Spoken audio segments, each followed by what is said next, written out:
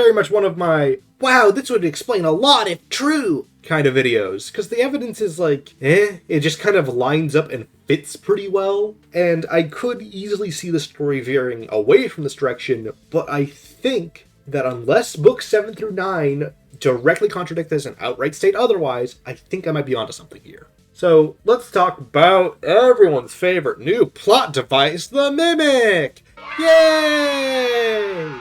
I'm not going to go into whether the books are canon or not, or whatever, because it doesn't matter. This theory works either way. All that needs to happen is that there's an original robot that copies people and studies them and all that, and that there are mass-produced other robots that do the same thing, and they're all kind of a hive mind. And based on how Tales from the Pizzaplex presents things, there's this heavy emphasis that the Mimic saw something, or at least one of the Mimics, and I don't think the thing they see is the MCI like a lot of the community is claiming it is right now. And once again, remember, the Mimics are a hive mind, so it doesn't really matter which one sees it, as much as the fact that a Mimic in general saw it. So let's think about what the Mimic seeing the MCI would imply and how it could physically happen. Now granted, this is always subject to, it's just a retcon that the Mimic happened to be there, but if we're assuming it isn't, for the sake of this argument, both the FNaF 1 posters and Into the Pit version of the story have Afton wearing a costume, specifically Spring Bonnie, before killing the kid somewhere. Now you can see this behavior in the Mimic's actions, copying people's voices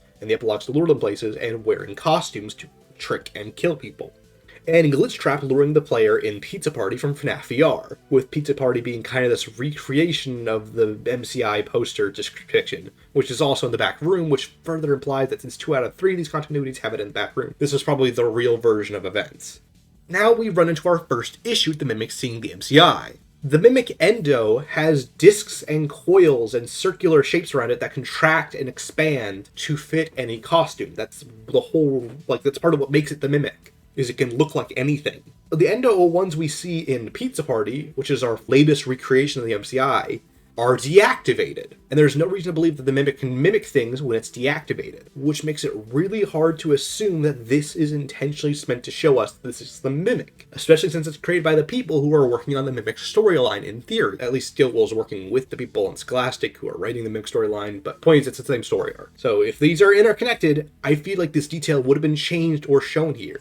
And given that Spring Bonnie's in suit mode, and also the Mimics aren't related to the Springlocks at all, we have no explanation of the Mimic sees it through Spring Bonnie's action, and we have no explanation that it sees it through the animatronics, and there's no Mimic in that scene at all, or anything that could be the Mimic, which leads me to imply there's no Mimic in the MCI to see things in the first place.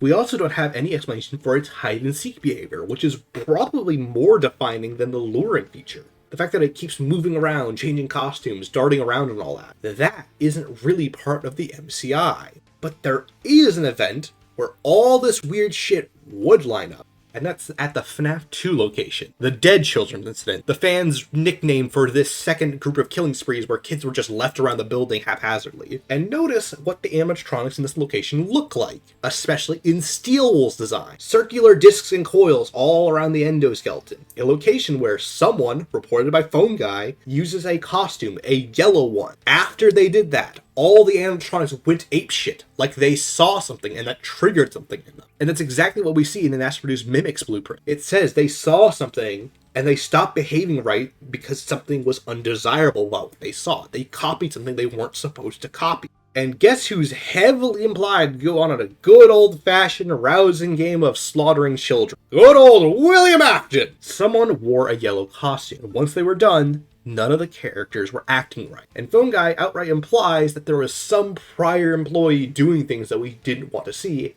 We also know that this person who wore the costume had to be someone with some level of knowledge of the Springlock suit, so that all just lines up for it being William. It's unlikely anyone would just go to the safe room to pick up Spring Bonnie if it wasn't William. And despite it probably originally being intended to be Golden Freddy, we also know that this yellow suit is almost certainly Spring Bonnie. Not only have we never seen William wear any other costume in the predominant game series, in fact, has he worn any other costume, period, even in Silver Eyes?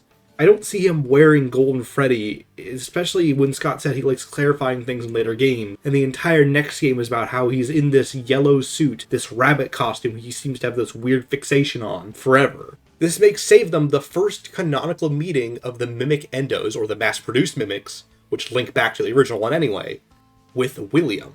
We even see two bodies around the toys in Mangle. Look at Mangle! She's crawling around! He's so upset! Save Them, I think Scott has repurposed to be this important flexing point for the Mimic storyline. Plus, lines up with what Phone Guy says and what the blueprints imply. Notice what Phone Guy says after this incident. Make sure they don't hurt people. Why would they hurt people? Unless they saw Afton killing people and killing kids, and now they're trying to copy that behavior. They are dangerous and violent. This even explains the facial recognition, kind of. It gives us kind of an implication that the toys should have advanced facial systems to scan things and learn things. So the facial recognition is probably just a bonus or explanation the company gives for why they're studying and staring at people all the time. It also explains why they study and stare in the first place. The whole point of the mimics under the mass-produced program was this whole idea that they could just watch people and adults perform, and they could copy it without having to be programmed, which explains why they keep staring at people, especially adults. Now, was this the original intent? Hell no! I think this is Scott just going back and making this randomly important to explain this new character, without creating randomly new events. Aha! But you say, how could the Mimic know about luring kids? William doesn't lure kids in the DCI, to our knowledge. Well, I have not one, but 4 answers! Pick your favorite. Answer 1, the Withered animatronics. See, according to Phone Guy, the Wizards were retrofitted with the new tech. We can even see this in design. Based on Mangle and the Bear Endo O2, we can see that the toys use the Endo O2 design. Cross-referencing that with the Wizards designs, we can see that they largely borrow this endoskeleton, which means the Wizards have been upgraded with the Mimic tech, under this theory. And the Wizards are possessed by kids from the original MCI who remember being lured. And we know that the Remnant and the Agony can leave impacts on the technology. So I think the MCI's memories rubs off on the Mimics. Especially as Frights implies Remnant as this kind of melding of memories and past and kind of all that. We also know that the toys borrow their parts too, so them getting the behavior from the Agony and Remnant or the Withers also adds up. This also answers a soft plot hole I pointed out in my Endomini theory, which is the fact that a lot of the Wizards' design changes seem to be a byproduct of their costumes being force-fitted around the Mimic Endo 2 design, or just the Endo 2 designs in general. But it's like, how could that fit on these random new endoskeletons that are built very differently if they're meant for the old Endo 01 designs? Well, the Mimics can wear anything, so this would fix this plot hole. It explains why these old shells could fit on these new Endos. We know these are the same fur shells as the ones used in FNaF 1 for the Endo 01s because Phone Guy in both instances in both games mentions how the animatronics reek, which imply they're the same costumes that the dead kids were put in. Answer 2 kind of hinges on some strange timeline shenanigans that are still a little unclear, so maybe book 7 through 9 could invalidate it. The Mimic, which is basically Glitch Trap as implied by Tails, would be copying this behavior of the original game. So let's say for this argument that in the original Fazbear Virtual Experience, Pizza Party was always supposed to exist, and there was just this filler bunny avatar there. And the Mimic sees that and copies it, because we don't really see the luring behavior to my knowledge,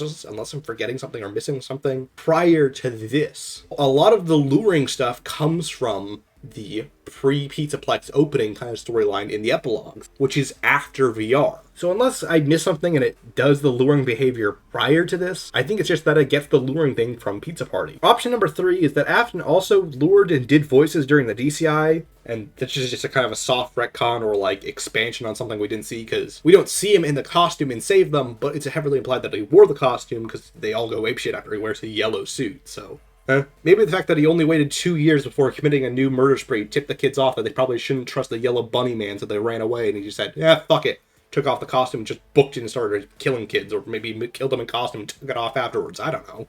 That also could work as an extension of answer 1, also. Both of those can coexist. As for this answer, is just a thing that's common with a lot of these books. There's just something we haven't seen yet that the books are going to clarify. I know it's kind of a cop-out interpretation, but it would just happen this way. That's not the first time this would happen with Tales releases. Also, in general, the Burn Trap Endo looks a lot like a haphazard kind of Endo 02 design with some Glamrock element, which fits with the lore of it. It's a precursor to the Endo 02s. It's the original mimic that the Endo 02s are copying and like replicating and being a master's form of. But also it seems like Vanny's borrowed Glamrock parts to repair and add on to Burn Traps, or it's just done it to itself, so that lore would all really add up to why Burn Trap looks the way it is, because it's its own Endo that the Endo 02s are derived from. And maybe even the Glamrocks, based on some of their posters and images, seem to be Mimic Wave 3 almost. I think this just explains a lot.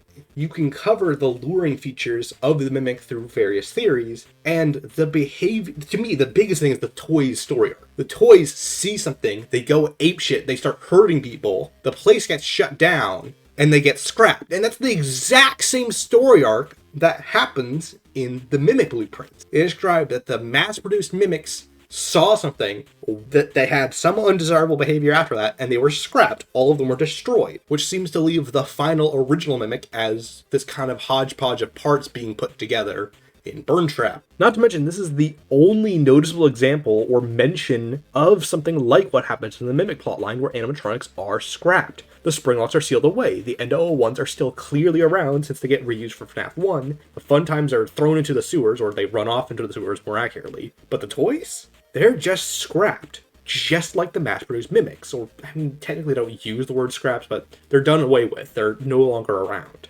And while MatPat recently labeled Edwin as working on Chica, there is an important detail I haven't seen many people point out. It's not just called Chica, and it's not labeled as the first Chica or the original Chica. The label that's actually used is the head, that of a bright yellow chick, rolled across the table and fell on the cement floor. Bright yellow could mean any individual Chica, but by far the brightest yellow Chica that would fit this description is Toy Chica. Not to mention, if this was the creation of the original Chica, then this story would actually be in 1983, not 1985 like a lot of people were saying it would. When Fazbear Entertainment was founded, it was in 1983, and this is when the first Freddy should be open, complete with Chica. So if this was the creation of the original classic Chica, that would be 1983, 2 years before the MCI. Which would also imply that the Endo 01s are mimics, and that said animatronics were able to perform on stage for 2 consecutive years with no incident. And also decided to bring back those endoskeletons in FNaF 1, which we know isn't the case according to the blueprints. In the blueprints, they were just done away with and never used again, which just doesn't work with what the story we're being told is. We know the old endos are reused. They use the old parts and old characters. It's stated in the ending of FNaF 2. The only example of characters being scrapped and the newer upgraded models never being used again is the toy animatronics. We also know it's pretty far on to the history of Fazbear Entertainment, considering that this book labels this character, the yellow chick he's working on, as the 18th character he's been tasked with making for Fazbear Entertainment. This is stated on page 156 of the physical book, by the way, if you want to check it for yourself, which lines up with the toys more than the OG Chica would, because you would think she'd be a lower number overall if she was the original, especially if it's 1983 with Fredbear and Spring Bonnie being the only characters we know of prior, maybe including the security puppet.